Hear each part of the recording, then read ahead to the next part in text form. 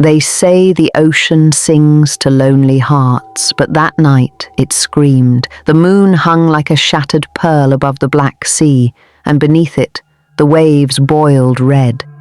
A ship lay torn apart, its mast cracked like bone, and amid the wreckage floated a prince, young, golden-haired, and utterly still. From the deep, something stirred.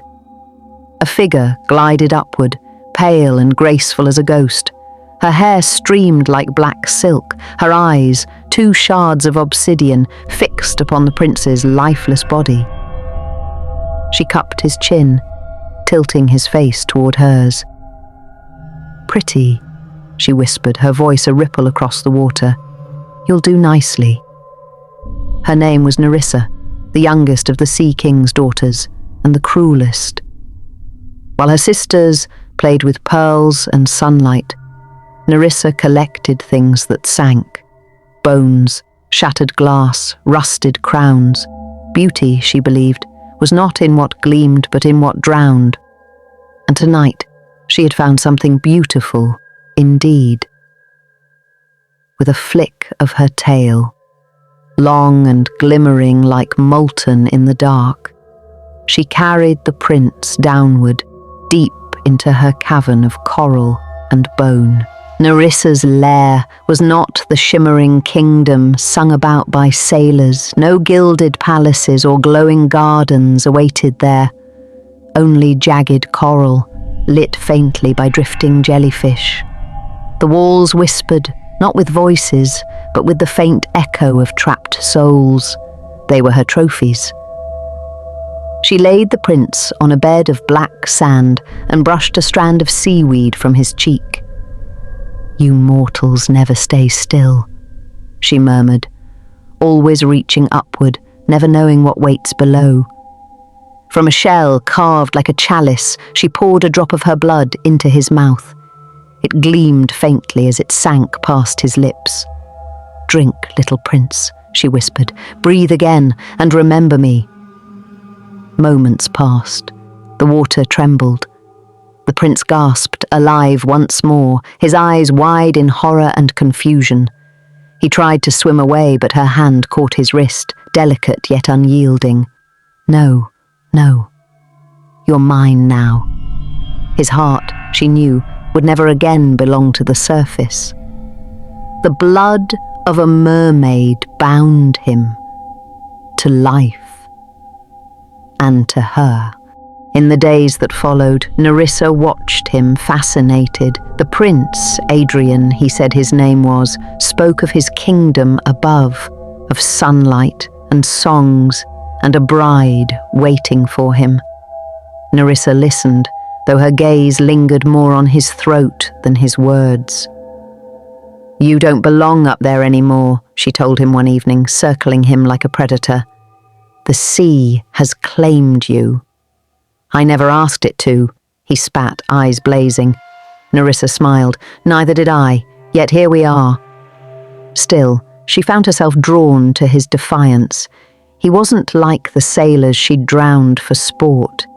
He fought her curse with every heartbeat, and that thrilled her. The ocean was eternal, but mortals, they burned so brightly before they broke. That night, she brought him to the mirror pool, a silvery surface deep within her cave that showed one's truest form. When Adrian looked, his reflection rippled, and he saw his veins darken, his eyes flicker with oceanic blue. "What have you done to me?" he cried. "Given you forever," she said, touching his cheek. "Isn't that what your kind always wants?" He turned away from her, and for the first time in her long life, Narissa felt something unfamiliar twist in her chest. Regret. Word of Narissa's crime spread quickly through the kingdom below. Her sisters came, their jeweled tails glinting like daggers. "You've cursed a mortal," said Celine, eldest and most regal. "Father will not forgive this." Narissa only laughed, reclining on her coral throne. "Father forgives nothing, least of all love." "Love," sneered Thalassa, the second sister, her voice sharp as glass. "You don't love him. You've trapped him." Narissa's smile faded. "Perhaps I have." Selene's eyes softened, but her voice remained stern. "There is an old law. If he touches the shore again, your blood will turn to ash, and the sea will cast you out forever." "Then he won't," Narissa said simply. "He belongs to me." But her sisters knew better. The cursed heart of a mortal always reached toward the light. Adrian's dreams were filled with sunlight. Each night he would close his eyes and see his fiancée's face, a princess of the Northern Isles, waiting by the shore for a ship that never came. Her laughter haunted him, pulling him upward even as the curse dragged him down. One morning, when Narissa slept upon her coral bed, Adrian swam upward. The water grew lighter, brighter, warmer. He could almost taste the air, and then hands seized him. Narissa's nails bit into his arm as she yanked him back into the dark. "Do you want to kill us both?" she hissed. "I want my life back," he said, screaming at her. "It's not yours anymore," she screamed, voice breaking. "Do you think I don't remember what it feels like to breathe air? To feel sun? It's agony to remember the world that will never have you again." For a moment, they stared at each other, the sea thrumming between them. Then she released him and turned away. "If you reach the shore," she said coldly, "I will burn before I beg." He did not answer, but she could feel the rebellion still pulsing through his cursed blood. Weeks went by. Narissa grew restless. The ocean, once her kingdom, began to feel like a cage. At night, she swam through shipwrecks, gathering relics, gold rings, glass bottles, a fragment of a mirror. Each reflected not her beauty, but her decay. Her tail, once iridescent, now shimmered with streaks of black. The curse she had unleashed upon Adrian was turning inward, consuming her too. One evening, as storms churned above, she heard a voice echo through the deep. "Help me." It was faint, fragile, human. She found Adrian tangled in a net torn between sea and surface. He had tried to escape again, and the ocean had punished him. She cut him free, her eyes glistening with something dangerously close to sorrow. "Why can't you just stay?" she whispered. "Because I still have hope," he said weakly. Narissa's face hardened. Hope is the cruelest lie. As lightning split the water, she kissed him, fierce and desperate. When she pulled away, his eyes were glassy, his heartbeat slowing. Her kiss had taken the last of his will, and yet tears floated upward from her eyes like pearls. When the Sea King learned of his daughter's defiance, the ocean trembled. He rose from the abyss, a figure vast as a storm, his crown carved from whalebone, his eyes twin abysses. "Narissa," he thundered, "you have brought ruin upon our kind." "I brought love," she said quietly. "You brought death." He raised his trident, and the waters coiled around her. "You will pay the price." But Narissa smiled through the current strangling her. "I already have." The trident struck, and the sea itself screamed. When the storm calmed, Narissa was gone. Her coral throne shattered, her cavern empty. Only the mirror pool remained, rippling softly, or so the Sea King thought. Beneath the wreckage, Narissa's body lay still, but her eyes, faintly glowing, opened once more.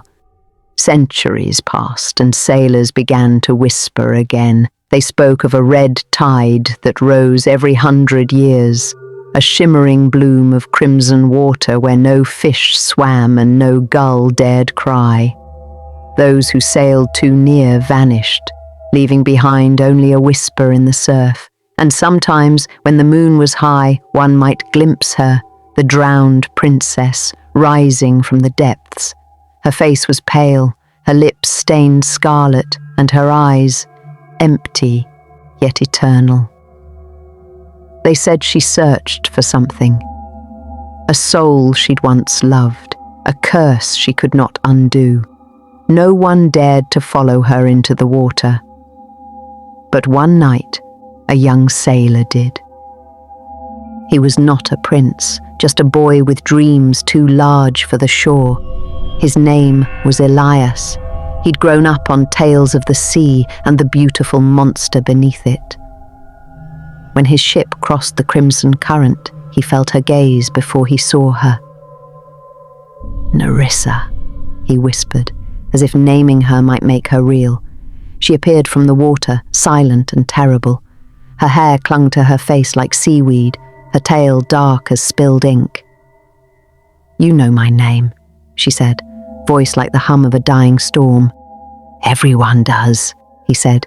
"They say you curse those who seek you." "Then why are you here?" He smiled faintly. Maybe I wanted to see if the stories were true. Her eyes softened for the first time in centuries. "Then look closely." She reached out, tracing her claw along his throat. The sea takes what it loves.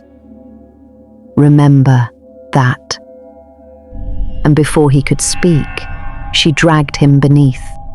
When Elias awoke, he was breathing water. He saw the ruins of the coral throne, the broken mirrors, the faint outline of a prince lying eternally still beside a bed of black sand. He turned to Narissa. "You kept him," he said softly. Her eyes shimmered, and for a moment she almost looked human. "I couldn't let him go." "Is that love?" Elias asked. "Or loneliness?" She said nothing, but his question cut through centuries of silence, piercing the heart she thought had long since turned to stone. She looked upon the sleeping prince, his body preserved by her magic, his face untouched by time, and she knew. It wasn't love she'd been guarding, it was her guilt. For the first time in ages, Narissa swam upward toward the surface. The moon burned like silver fire, and she felt the air brush her face again. She could end it here, let the sun rise and turn her blood to ash. Elias followed her. "You don't have to die," he said. "You can change the story." Narissa's laughter was soft, sad, and beautiful. "No one can rewrite what's already written. Then write the ending yourself." His words lingered. As dawn painted the horizon gold, she lifted her hand to the sky, feeling warmth pierce her skin. The curse began to unravel, her scales fading, her form shimmering like broken glass. The ocean roared beneath her, as if mourning its lost queen. And for the first time, Narissa smiled without cruelty. "Perhaps that's enough," she whispered. Her body dissolved into mist, scattering across the sea like red petals. Long after she was gone, sailors still feared the crimson tide, but some say that when the moonlight hits the water just right, you can see her reflection. A woman neither angel nor monster, watching from beneath the waves. They say she guards the lost, the drowned, and the forgotten, and sometimes when the wind is soft, you might hear her voice. "Love me not for what I am, but for what the sea made of me."